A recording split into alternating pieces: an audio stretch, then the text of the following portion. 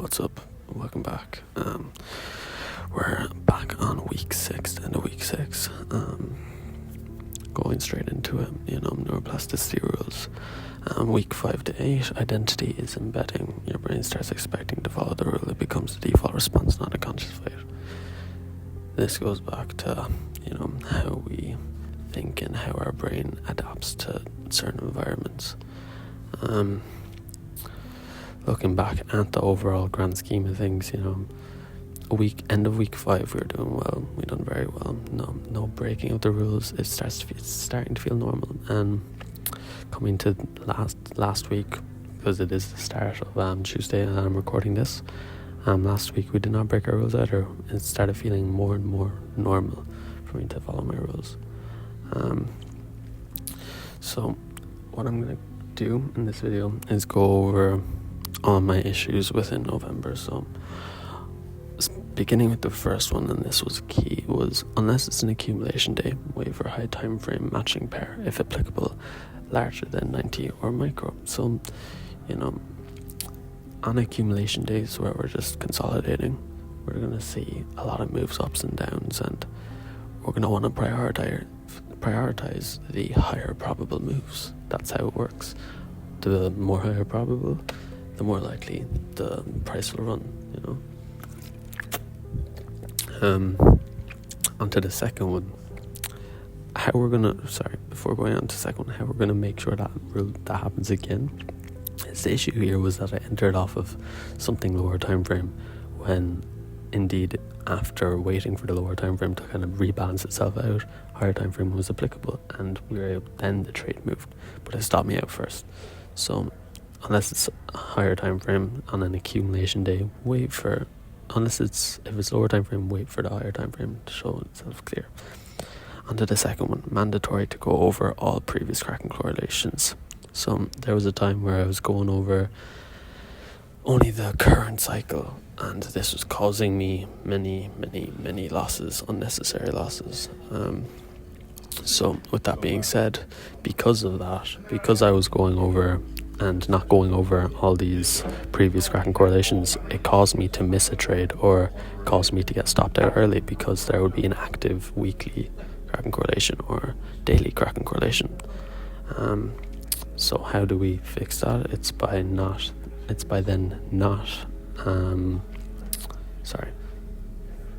by going over each and every single one that may be applicable. If it's not applicable, just wait until something is. It's that simple. Number 3, target depending on the level you're playing off. Targeting too little on trades that are likely to run 100 plus points because you miss a lot of RR. Of course, be safe with TPs as if you're entering from an internal low high, and target true day open or internal low high, previous day high low, target current day high low, all this sort of thing, So that's coming into topic. Like, let's say you're trading from internal. You're trading from internal levels of liquidity, let's say you're around the EQ and you're targeting, I want to say, an external level of liquidity. That's just incorrect, because if you're coming from internal, why should the price have a big enough push to that external level of liquidity? You want to be safe with your TPs. Now, if I was trading from external, I want to trade it into internal as well. Sometimes you can trade from internal to external because it might be powerful enough. There might be a powerful enough move in order for that to work out in our favor. But other than that, internal to internal, external to internal, you want to stick and be more safe with what you're trading. That's how it is, man. So number 4, remember to prioritize higher time frame aspects of price rather than the 2 lower time frame, unless 2 lower time frame are within each other. So coming into that, bro, it's simple. And higher time frame aspects of price, 15 minute, 1 hour, they're probable because they're higher time frame. It's very tough for the higher time frame to balance itself out so that confluence is there. It's rare that you see a 1 hour TCISD, and if you do, it runs. It's higher probable. So there was a time where I was trading with a 5-minute TCISD and then a 5-minute PSP that was 10 minutes later, and it wasn't in line together. So this caused me then to get stopped out because it's not high probable to the point where it's going to work out. So when it comes to the higher time frame, you want to be able to distinguish between the two. You don't want to only choose lower time frame aspects of price. And if you are, make sure that they are within each other. So like TCISD, 5-minute PSP in one candle, So number 5, if targeting something within an NWOG or NDOG, target the 0.5 of the NWOG for safety, or even tap of the NWOG. So coming into this, we were thinking, right, I'm thinking the trade that I took, and specifically this was it was a high probable trade, had the confluences, everything, but I was targeting a true month open, which was directly above an NWOG, and I had gotten break even on that trade. So how can we fix that? How can we narrow it down to for that not to occur next time? And it's simple, man. So instead of targeting that true month open above the NWOG, you just target something easy, simple, that is the NWOG, or the NDOG, whatever it may be. Number 6, always check for internal levels prior to your drawn liquidity, as price can reverse off supporting levels easily. So this comes back into the NWOG true month open thing, and this was a completely different trade. I was targeting an internal 1 hour high, and with that, right under that 1 hour internal high was a 15-minute BPR. This is the level that price can reverse off of. So by not checking that, by not making sure that there wasn't any level under that internal high, I had gotten stopped out. It reversed off that level right before my TP, and I got break evened. It's that simple again, bro. It's like you're gonna constantly bump into these little unnoticed internal levels that you need to be aware of when your trade is occurring. Because if I had noticed that prior to taking my trade, I would have had my TP at the BPR and would have gotten full take profit. Number 6, when using a large and higher time frame TCISD or confluence to find an entry, look for a lower time frame aspect that you can enter off rather than having your stop towards upwards of 100. So now picture this. Picture an SMT at the lows with a 1 hour TCISD. The 1 hour TCISD is going to be about 50 points, and you're going to wait for a rebalance, and let's say the 1 hour TCISD 70 points, rebalance to 0.5, your stop is still going to be about 40 points. You don't want that. So when you're getting that rebalance in the TCISD and you have your SMT already, then inside that rebalance to the 1 hour TCISD, you want another level like a 5-minute PSP or a rejection block or a 5-minute BPR, something lower time frame that you can also pair within that TCISD to make it more probable. And if it's not there, then you're going to get stopped. You can't have your stop that large to the point where it's like you're risking 600, 700 quid for what? Number 8, if you're lost, wait until the price becomes more clear. Simple but effective. This is probably one of the most vital things that I've noticed within my trading journey. Is that when trading overall, right, you need to be aware of everything that is there. You need to be aware of what's on your screen at all times. And if you're not aware, wait until you are. There's going to be internal levels all over the screen. There's going to be fair value apps everywhere. There's going to be BPRs, there's going to be TCISDs, there's going to be SSMTs everywhere. But if you can't distinguish which is going to work, then wait until you can distinguish what's going to work. And I done that. I was lost, and there was times where I would just enter blindly because I wasn't 100% sure, but I had a cracking correlation and an aspect of price, and it didn't run in my favor. I got stopped out. So what can you do in this situation? It's just wait until you're clear on what's there, instead of just entering off something you don't know is going to work out. Number 9, wait past 9:30, even if your model is there. Unless it's prior to 9:30, then it's likely for one of your aspects of price to be swept, which could lead to stop ones. Waiting that extra 5 to 15 minutes past 9:30 allows for less unnecessary losses. So this is a big issue that I had encountered numerous times, and it's the entering as 9:30 is opened, within the same second that 9:30 is open, you're entering, and usually it's manipulation, and usually you will get stopped out instantly. There are minute amount of times that you can actually enter on 9:30 and it's a minute after, you wait that minute and you can catch your entry then, where it would sweep into EQ and it's aligned with your narrative and it's perfect. And if it's not perfect, wait that extra minute. I've gotten stopped out at least 50 times with this, which is entering 9:30 and watching price run to my stop. And it's like, you feel a certain length of like fed up, you get fed up because it's like you didn't get the full satisfaction of entering a trade. You got entered and got stopped out within seconds. You don't want to do that, so just wait that extra 5 to 15 minutes for price to clear itself up. Number 10, if your entry is late, don't move where you would originally put your take profit. The RR doesn't matter. If you originally have a set drop, price is guaranteed to run, to then keep it that way. Don't overextend, otherwise you're better off not taking the trade in the first place. So let's say you catch a late entry, right? And I've done this numerous times as well. Caught a late entry and I would move my take profit from, instead of having it at an internal high or internal low, I would have it at the further draw, like 1 hour busy or 1 hour CB above that internal level. And I mean, this proves that when you do get greedy, you will get stopped out, and it's happened. It's like I target that busy above the internal high, it would sweep that internal high and then go down to my stop or my break even, and then your TP's gone. Your trade might be valid, but you're targeting incorrectly. And this is why I say, if you're late to the entry, don't move where you would originally put it. You'd put your TP at that internal high if you were early on, or if you got the right entry.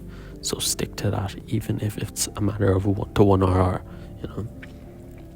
If there's a higher time frame aspect of price, unless it's over an hour, it needs to have valid pairing confluence on the lower time frame. So if there's a higher time frame aspect, right? If there's a higher time frame aspect of price, like a 1 hour TCSD, you need to have it pairing with the lower time frame. And I already said this, like moving down from, let's say you have only a 15-minute TCSD paired with your SMT or whatever, right? You have your 15-minute TCSD. This is not a high probable aspect of price to just simply enter off on its own. You would need to have a 5-minute TCSD within that 15-minute TCSD, or a 5-minute PSP or a 15-minute PSP within that TCSD, because they need to have, the higher probability it is, the more likely chance it's going to run. 15-minute TCSD on its own, 15-minute PSP on its own, it's useless. But when it has a 5-minute paired with it, it's overpowered. So you wait until that occurs, and if it's not there, let the trade run. Let it go down, let it sweep, let it run to your TP. Doesn't matter, but it's not according to your rules. Okay, so on X days, follow the direction of price is in, unless it is 1000% clear that price is reversing. So I've often been trying to catch the falling knife on X days, because X days typically run in one direction, and this is key. You're trying to catch a falling knife, it's not going to go well for you. You're going to get stopped, and until you have the full confirmation, whether it's a 1 hour busy with the supporting SSMP, or it's a previous day low high with valid Kraken correlation, wait until you have the aspect of price to then enter. Wait until it's clear. Don't try and catch a falling knife. And I've gotten stopped out numerous times over in November because of this, and I'd get stopped out and price would then instantly run to my TP, because you're not waiting long enough for those certain points. Make sure you have everything marked out correctly. Now this one's a bit silly. Number 13, when using a fib, as price can edge these levels to fake out traders. So I use my Fibonacci tool, and I mark out discount and a premium, but I marked it out incorrectly, and because of this, when I saw it reach EQ, I entered. It indeed wasn't EQ. Price had reversed only a tiny bit, a couple ticks, and then came up, stopped me out, and then moved down. So it's just like having these levels, you need to be certain that the levels are proper, My throat is at me already, man. I said I do some public shit, you know, do a video publicly, get used to being in front of a camera. And I don't know, man, I know I'm whispering, but as well it is quiet in here, so I just have to be quiet anyway. But anyway, back to what I was saying, just overall, make sure everything's marked out correctly. It's the bare minimum. And looking back on last week, because today's date is Tuesday the 9th of December, I was supposed to do this over the weekend, but I was a bit busy, you know. But yeah, looking over last week, I had lost only twice, and I only traded twice last week. It's December, you know, we're not trying to rush anything, but the rules are followed, the model is followed, and they're all learning curves to learn from. I mean, looking over all those issues, they're very minimalistic, but they're super easy to fall victim to. And falling victim to your own issues and not trying to fix them instantly is very, very important to not do. You know, you want to get all these mistakes written out, figure out what the problem is by going over your journals and your data, and then making a solution for it. And I mean, what I've written out here on my Mac as I'm reading out to you is just how to fix them, but I didn't get into what would occur. Alrighty, so we're back. You know, I know it was only a couple seconds for you guys, but it's been a couple hours since that last clip. So my SD card, it went kaboof on me, bro. I mean, like, midway through the video, I kid you not, the motherfucker says storage is full. Like, the fuck? But, you know, it's what it is, man. You know, it was my first time filming in public and just speaking to a camera in public, and it was low-key nerve-wracking, to say the least. But because don't get me wrong, I'm used to being behind the camera from when I used to stream, or like, I'm used to a public audience, but being in public and speaking to a camera is low-key nerve-wracking, bro. So I'm gonna keep working on that in the future. I'm planning on doing a day in the life soon enough, just like literally raw, like exactly what I do in a day in the life of me when it comes to helping on the charts, back testing, journaling, whatever it may be. I'm going to do that. I might do it over this week, we shall see. But either way, keep your eyes peeled for that video to come. So with everything that's been said, you know, we come back, we look at the analytic issues of November, we went over each and every single one. Reason being, you know, I was reading them out from my MacBook. I was reading out the solutions, but the reason I had all the solutions written down and why I spoke about the solutions was so that I could identify so that I could speak about the mistake within that solution and why the solution works. And I hope you guys gained something from listening to it. And I know most of you guys who are coming onto this video watching it may not know what I'm talking about, because I trade a different sort of model, not completely ICT based, and you know, quality theory is not something that is well known in this community, so that's what I trade. So when it comes to me speaking about quality theory, the different market profiles, all of these things, I can understand if people don't understand what I'm saying, and I will put something up on screen if you guys want to skip to this point in the video for people who don't know much about quality theory. So what I'm going to do for this last bit is just remind you guys, I don't know if I said it in the video because I remember saying it while I was recording, but I don't know when my SD card stopped recording. Like, I don't know when my camera stopped recording. So I'm going to go over last week, since it is Tuesday, and I am late uploading this video and recording it due to other personal issues during the weekend, and then obviously backtesting, journaling, going over all my issues, everything, going over my journal, all of that. So Monday, I don't think I traded, or if I did, I only traded twice, right? I only traded twice last week. It was the first week of December, you know, I wasn't aiming for much, and traded Monday, and I took an L, and it was simply from the fact of not waiting for a certain level to get taken prior to entering. And it was also a trade, I'm pretty sure pre 9:30 or right after 5 minutes after 9:30. And this goes back to the fact, like, wait 5 to 15 minutes for 9:30 to play out, you know. It's that simple. At the end of the day, if you wait that little tiny minutes, those minutes, even though they may feel like a decade in the moment, if you just wait those itty bitty fucking minutes, then it clears up. And looking at my trade, I'm gonna pop it up on screen. You see I get stopped out, and then within only about 5 points it comes back down and runs to my TP and then reverses off my TP.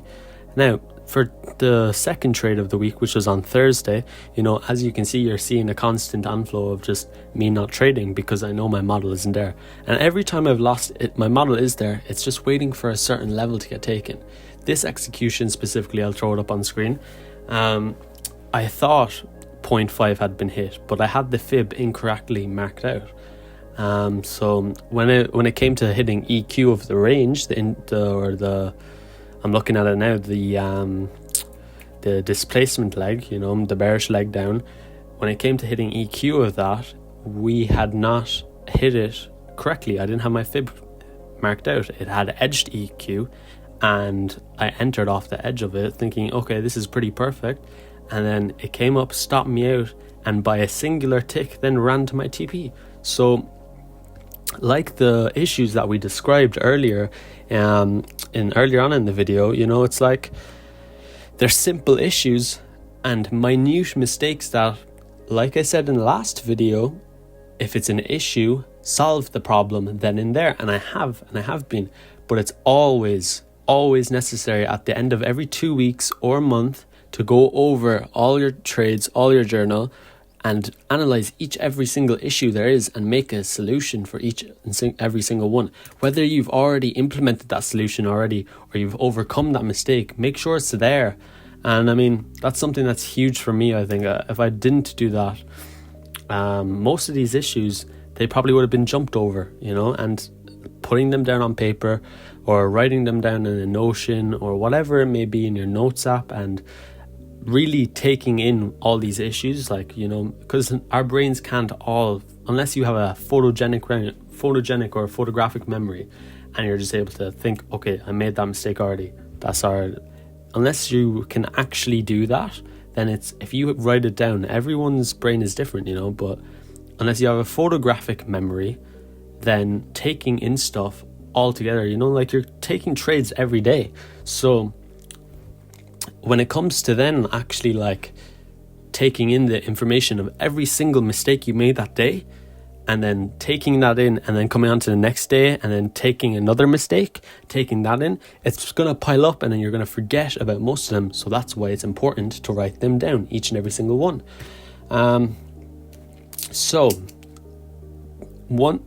Now that we're past that, Monday and Thursday I lost due to minor mistakes, is what it is. We came back, rules were followed.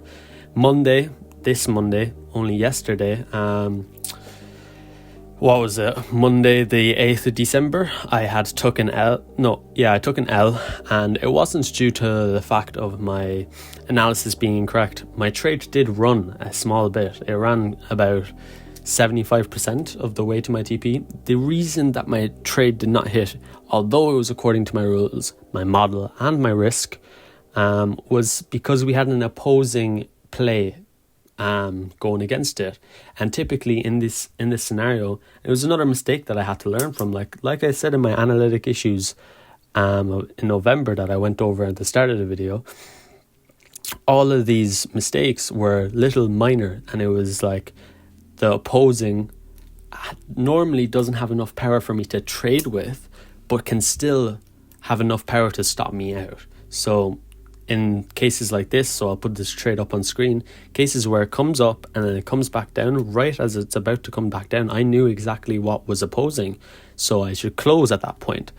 And also it's pre-market on a Monday, so with Mondays you don't know what's going to happen, you don't know what's going to occur for the following day, so wait until market open. Be a bit patient. If your model is there, so what, just wait. It's that simple, Rio. Okay, so getting into a bit more of a deep conversation, I did do something today that was about outside of my comfort zone. It was like psychologically, I want to be able to do this full time, not only trade, but be able to be a influencer in some way and record my progression, my life, really have all of these videos to look back on later on in life, maybe when I'm 30 or 40, looking at all the stuff that I'd done as a youth, and then look back at everything, and see the community that I will create. And I guess just going out of my comfort zone today to record, go over my trading psychologically and my rules, my analytic problems in public. It was nerve-wracking to say the least, no doubt, but I feel like it was definitely a step in the right direction. It's something that people don't talk about, but I feel like me going out and doing that, I feel like now next time when I go do that, I'll have a lot more confidence in doing so. Like in that video, I was sat like basically 5 meters away from someone and they were doing work or whatever. I don't know what they were doing. I wasn't paying attention to what they were doing, but I'm not sure if they were looking at me or anything like that, but the idea of them looking at me nerve-wracked me, and I was like, maybe they're like thinking this way or maybe they're thinking that way. And something that I always come back to is, in my head, like something I've believed my whole life is, it doesn't matter what others' opinions are on you, if you believe within yourself, this is what you want to do, this is what you're destined to do, and then do it. It's like, you can't wait around and wait for someone else's opinion, when if it's what you want to do in life, do it. People are going to judge all over the world. There's going to be maybe 7 out of 10 people that are going to judge, but the other 3 are going to stick around and be like, yeah, this guy's cool. Whatever it may be. If you're normal, right, then there's nothing special. But if you're quote unquote not normal, then you have something to give, if that makes sense. And in trading, I think, 90% of people look at traders and they're like, they're gamblers, or that's a scam, or don't do it, because you're just silly and you should just work that desk job or that trade job where you're just fucking laying blocks or fixing some wire or cable, like whatever that may be. If that's what you want to do, then sure, go do it. But others try and push that on you, and especially in trading, when it's not working out. I've been doing this shit for a year now, and I cannot count on my hands how many times someone said, why are you even doing it? Go do something, go do a fucking career, go to college, go to school. Man, it's so funny. I straight up dropped out of school the second I started trading. I dropped out. I was on my last year. I had about 6 months left and I dropped. I was like, nah, this ain't for me. And it's funny to think that, I went away for a year and a half, bro, and basically my whole life to go to school and get that cert. And then when I'm 5 months away from getting that cert, I dropped out because I saw trading. I was convinced within the first 3 months that I was going to make it somewhere in this shit. Like, I was convinced that, this is going to be my way out. This is it. Like, and before I was streaming to do that, but then the reason my streaming didn't work out was because I was focused on kind of like gathering followers and views, and I wasn't focused on actually enjoying the path, enjoying the journey of streaming. Like, instead of focusing on my content, I was focusing on streaming and getting gifts, and all that silly shit, bro. So it's another lesson, more data to learn from. So when it comes to this trading stuff and people are telling you to do otherwise, even your parents, if they're telling you, stick to something else. I mean, bro, I love my mom, I love my mom, but of course, parents aren't going to understand this because it's undescribable to them. You can make money from bar charts on a screen, stupid amounts of money, and it's like, yeah, realistically, you try and explain a funded account to someone who doesn't know anything about trading, and they're going to be like, it's a scam. And man, why wouldn't they think it's a scam? So if anything, my advice would be just keep to yourself, stick to your grind, And if you have to go to school, go to fucking school. But when time is right, when God wants you to, and when God has allowed you to do so, then you can drop out of school, and then you can drop out of college. For me, I just took the fucking leap. And I ended up suffering for it. I ended up working and trading at the same time in a job that I hated, and I'd done that up until September. Now I'm in college, and I mean, college is cool and all, but I'm not in there for any other sake rather than making the bread that I need to fund this journey. And then when time is right, is to just skedaddle on out. Like, I'm running for the hills, gee. Like, ain't no way I'm living in Ireland any longer when the time is right, Hold up, let me pop a shuggy, babies. Sip. Okay, anyway, moving on. We had to do that, but moving on from that fact, what I've noticed as well within this whole journey from where I was a year ago, within growth-wise, especially in this point that I'm in now, I haven't broken my rules in about a month and a half now, and because of that, it's led me, this is the longest time I followed my rules, longest time. And of course, I'm not focused on the outcome anymore. I don't care, it will come. I'm focused on entering every day, following my rules, following my model, and that's all that matters. And it's the first time ever that I've felt this way towards trading, because before it was all about get that first payout and then everything's sweet. It's not, man, and it won't be whenever I get my first payout. It's when you start consistently racking that money in, when it becomes something of value. But even then, money shouldn't have value over anybody's life. I keep going on these random little tangents in between topics, but I guess, look, what I was saying was within growth, especially in this point in my journey, it's proven to me that, the things I wanted to do before, maybe even only a couple months ago, the desires that I wanted, they're no longer things I even think about. And there's parts of growth which are tough, where it's you have so many different views on different scenarios, and with that being said, it's like a switch. It's a mental switch on which you need to make, and once you start, you just don't stop. You just keep going every single day until shit works out, trusting in God's plan. No matter what you're doing on your day-to-day basis, as long as you're studying, rule following, model following, risk managing, all these things, as long as you're sticking to that day in, day out, it will come. I haven't received or seen any progress in my hands. There ain't nothing in my hands. There ain't no money, there ain't no past evals, there isn't anything, but I have everything in here. I have all the back-tested data. I have the last month and a half of rule following, all on record with data, with thousands of words written out on how I'm improving, whether it's confluences, narratives, my protocol, my psychological input and output, whatever it is, my risk management. All these improvements are studied, they are labeled, and they're dated. I have all of this marked out like I should have done prior.